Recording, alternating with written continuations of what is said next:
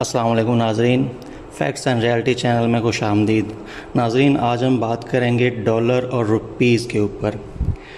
1988 سے لے کے 2018 تک ڈالر اور روپی کا جو ریٹ رہا اس میں کیا اتار چڑھاؤ آیا اور کتنے پرسنٹ اوپر گیا، اور اس طرح سے آج ہم اس موضوع پہ بات کریں گے۔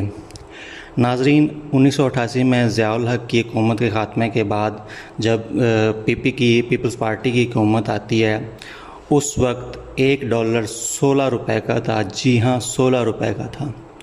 1988 کے بعد دو دفعہ مسلم لیگ نون اور دو ہی دفعہ پیپلز پارٹی کی حکومت رہی، اور جو 1999 میں مسلم لیگ نون کی حکومت کا خاتمہ ہوا، جنرل مشرف نے ٹیک اوور کیا، اس وقت جو ایک ڈالر کی قیمت تھی وہ تھی 51 روپیز۔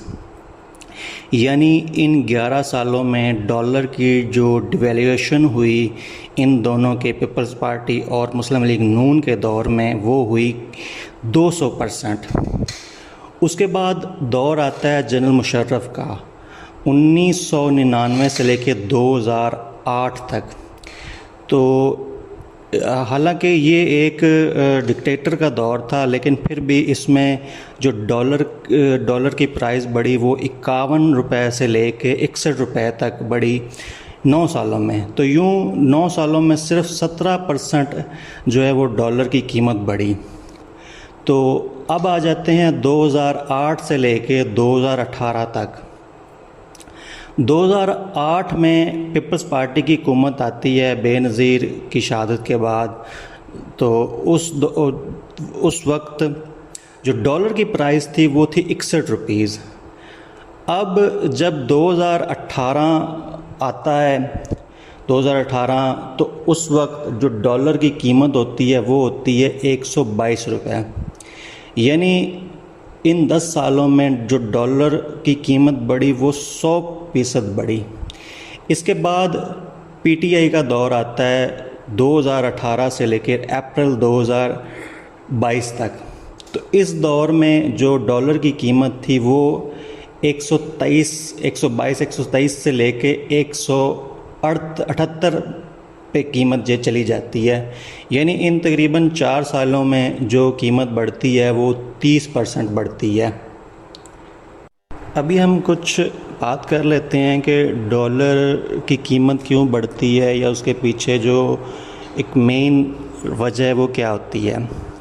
ڈالر کی قیمت یا ڈیمانڈ تب بڑھتی ہے جب ہم زیادہ اشیاء درآمد کرتے ہیں، جبکہ اگر برآمدات بڑھ جائیں تو ڈالر کی سپلائی بڑھ جاتی ہے۔ چنانچہ برآمدات زیادہ ہوں تو ڈالر سستا، جبکہ اگر درآمدات زیادہ ہوں تو ڈالر مہنگا۔